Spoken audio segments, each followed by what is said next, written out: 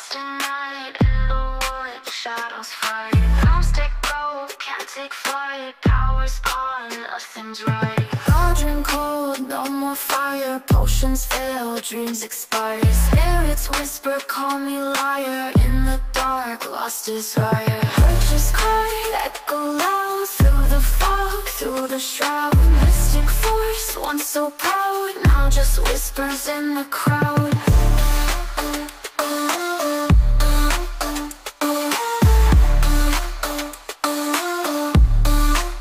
Babalan TV. Hello Leo, welcome po sa inyong reading. So this is for February the 8th to February the 14th reading. Para po sa mga bago, don't forget to click the subscribe button, smash the like button, comment below kung kayo po ay nakaka-resonate, and hit the notification bell. Kung gusto niyo pong sumali sa ating live sessions, dun po yan sa ating kabilang channel, that is Babaylan TV. No, yan po ang ating unang channel catered for our international audience. So nagla-live din po tayo doon. Pwede po kayong sumali para sa inyong mga katanungan. And kung hindi po kayo makaresonate dito, baka nandun din po ang inyong reading. So magkaibang readings po yun ha. So meron na rin po tayo doon February the 8th to February the 14th reading. Ayan, I want you to know that this is a general reading. You may resonate with the entire reading or you may resonate with some bits and pieces of the reading. Take what's only yours. Ayan, so simulan na po natin.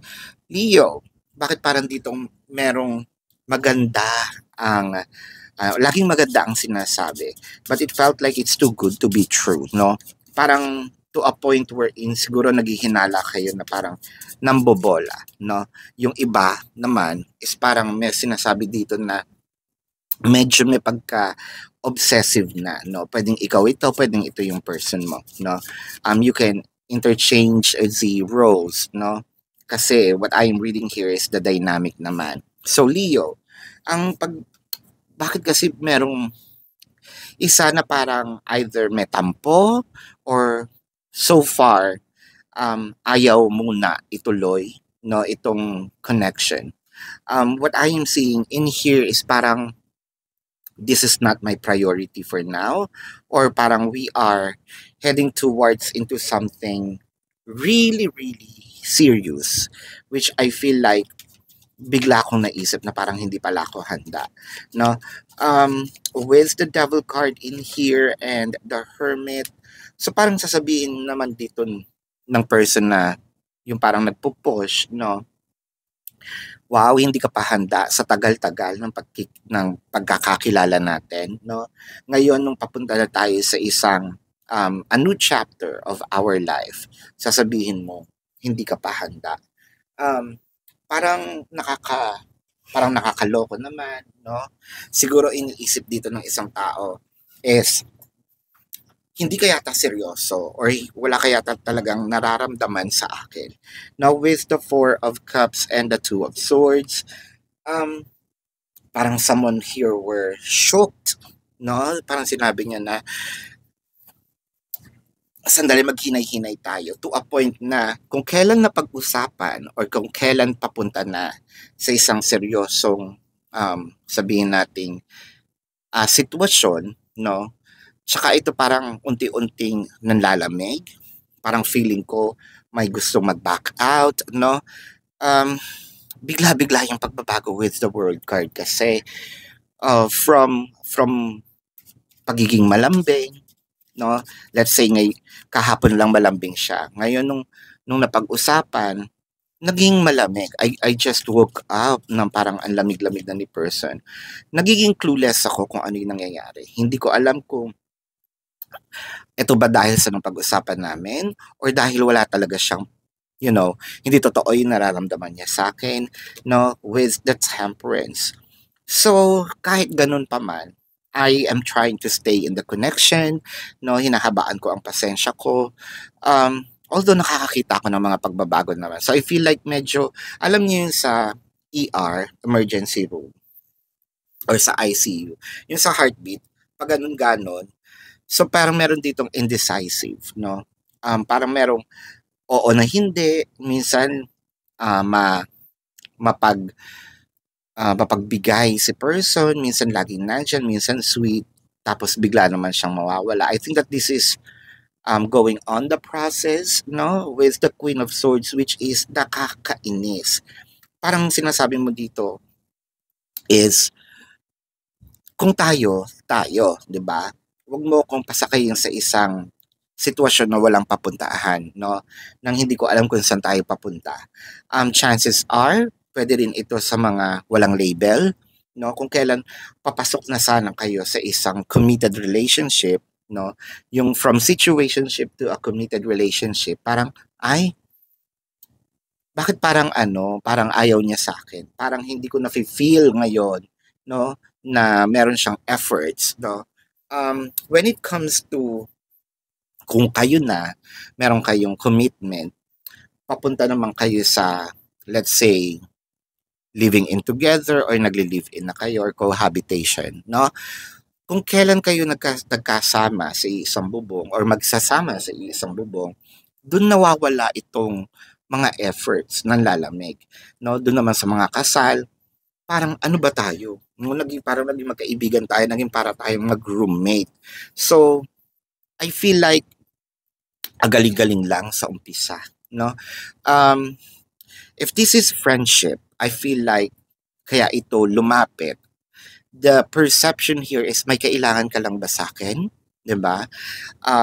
If this is job related reading, no? Kasi this is general naman. Pwede natin masasabi na pumasok ako sa isang company na ang ganda-ganda ng mga promises. Yun pala, may mga politics, no? Yun pala, hindi, parang too good to be true yung nakalagay. Yun pala paghihirapan, let's say, medical coverage, no?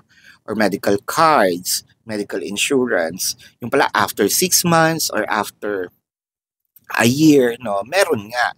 Pero kung kailan mo siya parang kailangan, bakit wala?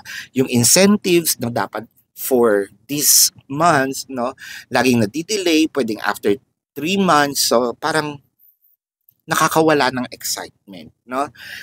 With the Princess of Cups and the Ten of Wands, parang no matter how hard you try to resolve the issue, it felt like the more na you're trying i-resolve kung ano itong connection na ito, the more na mas nahihirapan kang either maniwala na or paniwalain yung sarili mo na there's something good going to happen.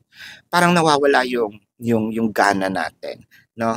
With the Nine of Swords and the Five of Cups, nandito yung parang sinasabi natin, sana kung nung una pa lang alam ko na. Ngayon parang na-stress ako, hindi ko alam kung anong gagawin.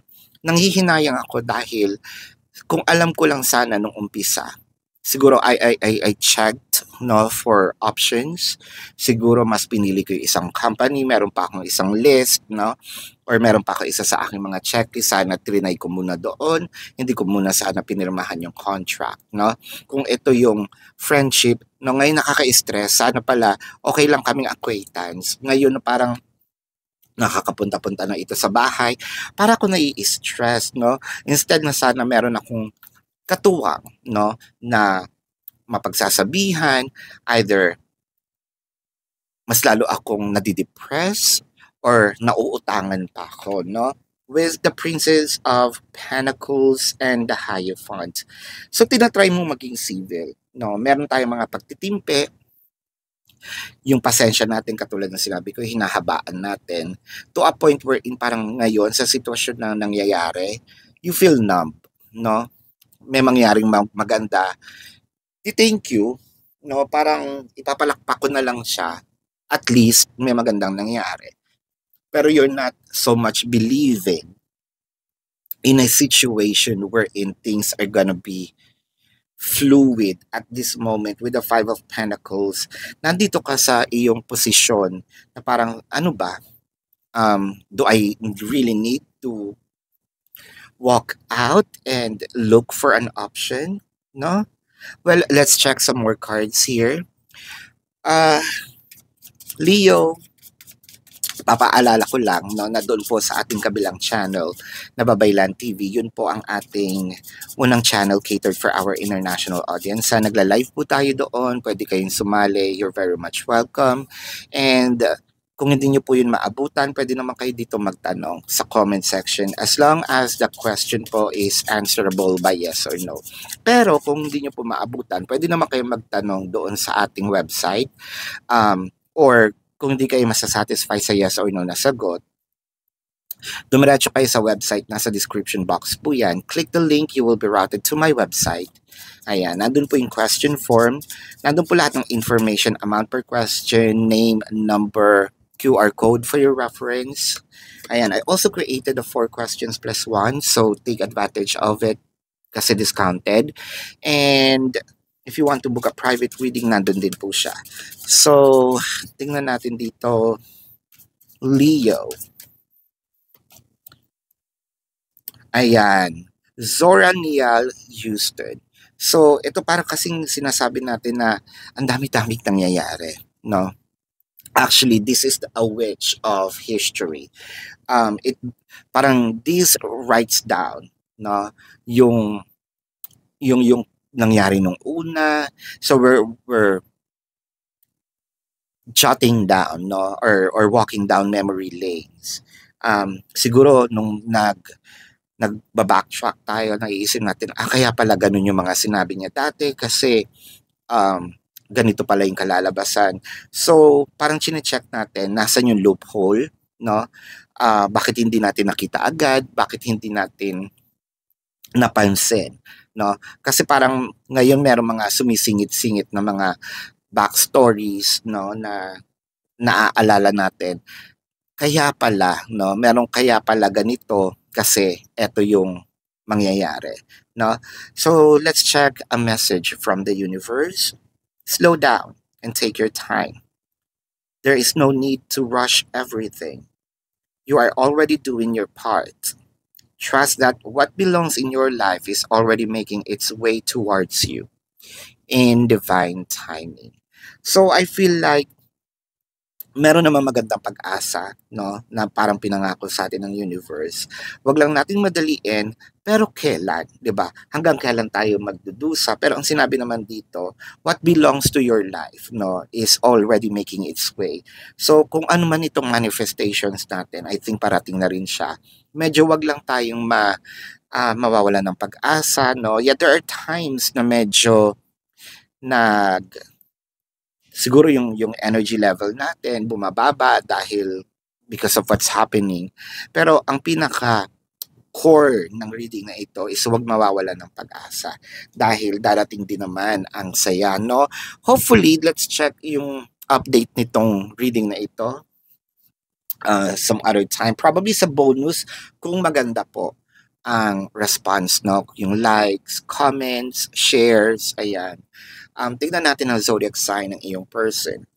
I am seeing Taurus, Sagittarius, Pisces, Virgo, Capricorn, Scorpio, Leo,